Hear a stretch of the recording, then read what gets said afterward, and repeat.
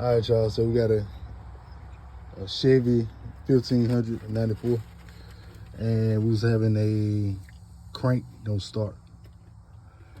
So for the diagnosis, come out here and take the cap off. You notice that it's all plastic. You got metal pieces around the ignition coils, but in the center where you're supposed to have a metal rod sticking out, there's only plastic. It's supposed to be a metal rod right there, so we gotta take it back. But when you're taking the coils off, the wires rather, you label them 1 through 9. You can do 1 through 8, but this just make it easier for when you put them back on. That way you won't get confused because they got to go in a certain order.